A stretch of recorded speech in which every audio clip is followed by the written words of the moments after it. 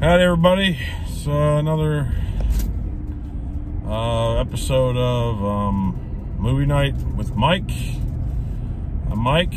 I just got out of seeing the 30th anniversary edition of Hocus Pocus, which is just a nice way of saying that Disney re-released Hocus Pocus after 30 years. I mean, if you're expecting, like, you know, a huge upgrade or anything, no, it's pretty much the same movie you saw when you were kids, you know, like, I mean, I don't, there was like no, you know, like, you know, 4K remaster or anything. It was just, you know, they just re-released it. And I didn't see it when it first came out in 1993, so I thought that I would go out and see it in theaters, and well, I'm glad I did. It was fun. I mean, I only had some minor complaints, but it had nothing to do with the movie. I mean, it's considered, you know, a Halloween classic for a reason.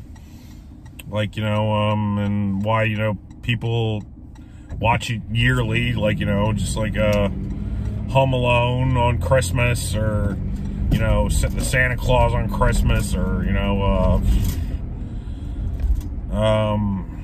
A Christmas Story, like all those other movies, you know. I mean, and so it's considered like in the same kind of realm as, you know, like those kinds of movies, as, you know, a classic type film, you know, what people watch like once every year, like Halloween or A Nightmare on Elm Street or any one of those ones. Because I mean, it's just considered, you know, like just a classic. It's directed by Kenny Ortega, who, ironically, when I was looking at the ending credits, like, he's also, I guess, the choreographer for, I guess, like, the dance scenes and stuff like that in the movie, which I didn't realize until I just saw it this time, you know.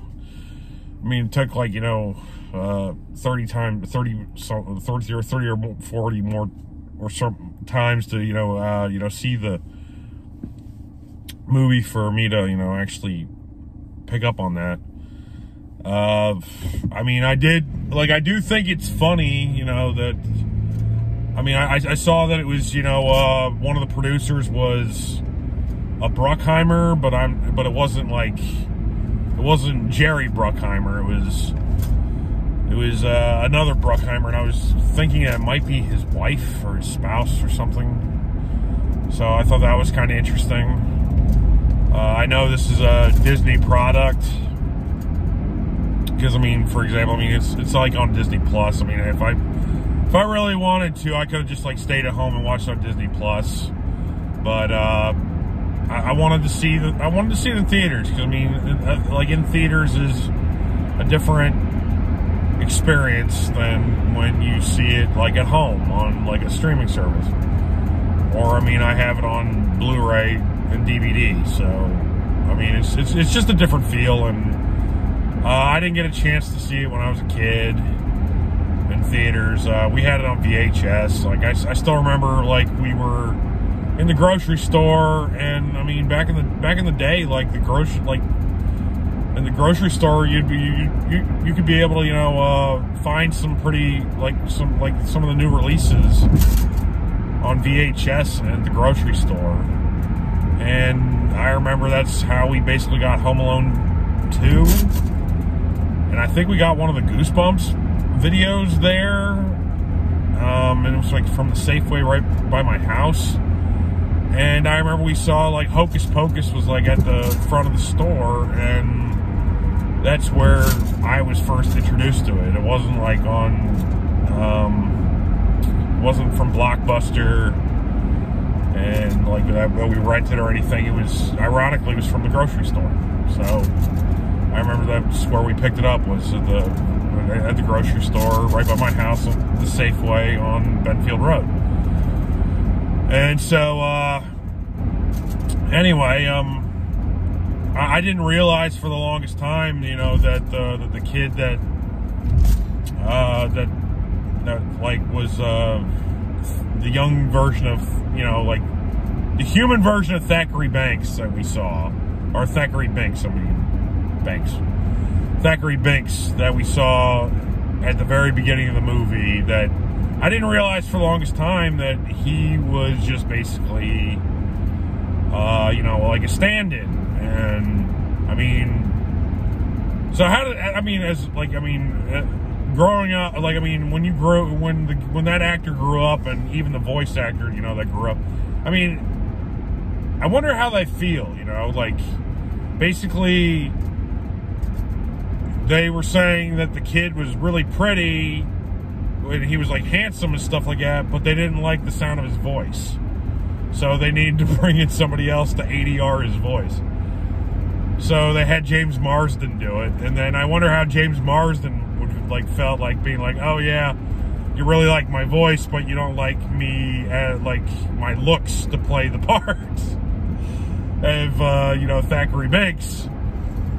And so, I mean, like, when I watch it now, and I see that, like, at the beginning, and I see it at the end, and I'm, like, I hear the guy, like, talk, and not to mention, you know, like, the guy that plays Thackeray Binks, like, later on, he would basically be he would go on to be one of the regulars on NCIS, and so you, like, I mean, you know, you hear what he actually sounds like compared to, you know, what he sounds like, or what they ADR'd him in Hocus Pocus, and it's just like, it kind of, you know, it mind fucks you, you know, at least for me anyway, mind fucks me, being like, oh my god, like, Jesus Christ,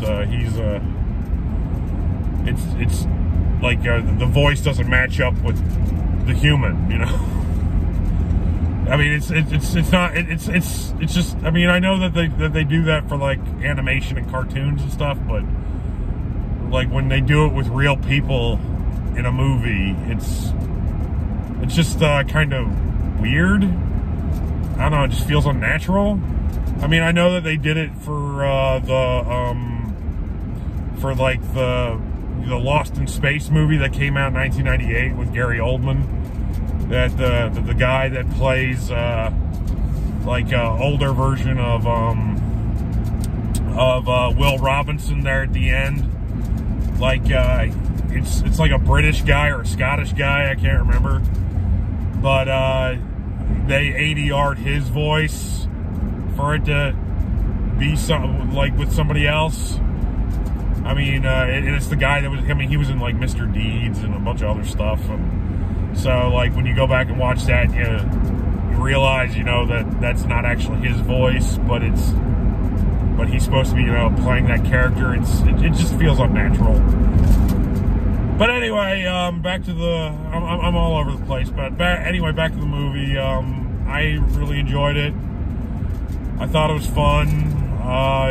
It's just a little, you know, it's just some things that you pick up on that you didn't pick up on before, you know, like the scene with, when they go and visit, like, they basically go to Satan's house, and they think it's actually the real Satan, and it's really, it's, you know, it's just somebody in a costume, you know, and it's him and his wife sitting there, and then when you realize, you know, that the wife, that the people that are playing wife and, like, husband and wife are Gary Marshall and Penny Marshall, and their brother and sister, it's kind of, that's also a little weird, you know what I mean? Because, like, I know that I've heard before in the past, you know, that, like, you know, like, a lot of times, you know, spouses, like, often look like each other or whatever, but, I mean, you take that with a grain of salt. But, like, in this case, the casting director actually decided to cast an actual brother and sister as husband and wife in the movie. So, it was a little weird. But, Anyway, I thought it was fun. I liked how the fact like we went back to like 1993 and there wasn't like an overall a lot of stuff going on with like, you know, the crappiness of like a lot of the CGI stuff that we see nowadays. Because I'm pretty sure, you know, if it was made to today's day and age, of course they would CGI the hell of it out of it, you know. And so there's a lot of practical effects. Buena Vista Entertainment, who did the visual effects or whatever, they did a good job. Overall, I mean, it's hard to go wrong with the classic, you know, Halloween movie, and I enjoyed it. The only thing I didn't really enjoy was, you know, like going to the theater and. Like, I thought, you know, if I went to the theater at, like, 10 o'clock that I would, you know, like, beat a lot of stragglers or whatever. And, you know, be there, pretty much have the theater to myself. Especially since it's a Tuesday night. And, like, you know, and so, like, by tomorrow would probably be, like, one of the last nights of the showing. Because, I mean, it's already... I mean, at certain theaters, like they re-released it, I guess, like a week ago or something like that, and they've already, you know, for a few theaters, they've already, you know, cut back on the movie showing times quite a bit, and so you can only see it like once at like one theater, and like at the one that I just went to, I guess they have like 4 showings, and you know, by Friday when new releases come out, you know that those showings are going to go down, especially Thursday night. So I thought tonight, if I went, that I would have a little bit more of a, you know, to like I'd be in the theater a little bit more to myself or something like that. But I was wrong. I don't understand. Like, I'm pretty sure, you know, like when I see the stuff for like Cinemark, that it says, you know, like that they don't allow kids under the age of whatever in the theater after a certain time. But I just got out of like this theater that I was into.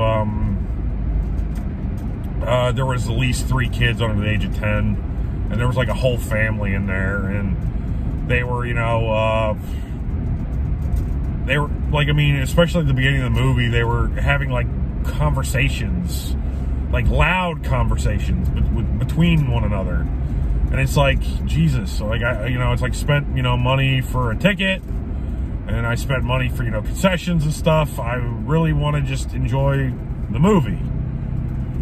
And have, like, because this is my time away from home type thing, you know. I'm trying to enjoy myself. And they were just loud and running around and obnoxious for a lot of the movie. But anyway, I didn't, like, let it try to, you know, upset me. I knew if I got up and I went and complained to somebody, by the time I came back, you know, like I would have missed quite a bit of the movie and stuff, so I didn't do that. I just sat back and I tried to make the best of it as I could. But anyway, that's, I enjoyed the movie. I wouldn't say, like, you know, it's the best movie of all time, but I mean, it's just, it was enjoyable. I'm glad I got to at least see it on the big screen. And with that, I guess that's pretty much what I have going on in my life right now. There's just been certain things going on in my life. My dad, he looks like he's where we have him get like a schedule to get like a heart valve replaced in a couple weeks, 2 weeks from Friday. And my grandmother, she's having issues, so but anyway, that's just you know, that's life in a handbasket, you know. That's just goes on. So, but anyway, that's pretty much all that's going on with me. Let's see what else is coming out this Friday. What's coming out Friday the 20th? There was definitely a movie I really wanted to see that was coming out this week. I can't remember right now at the top of my head. So keep on the lookout for that, I guess. I do have a couple more reviews that I will be doing. So anyway, thanks for stopping by, and I hope you all have a great weekend.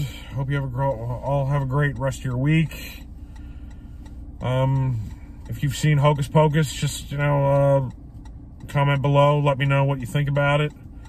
I mean, I do think it's weird, how the kid from, that plays Max, that, after Hocus Pocus, he pretty much, disappeared. You don't really, he didn't really do much after that.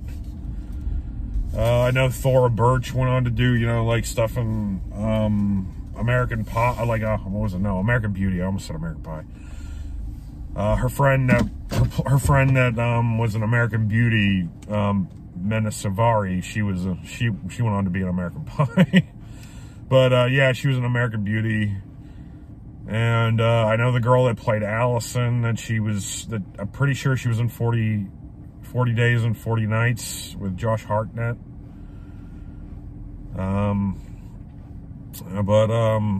Anyway, that's pretty much what's going on with me. I hope you all have a good night. Thanks. Bye-bye.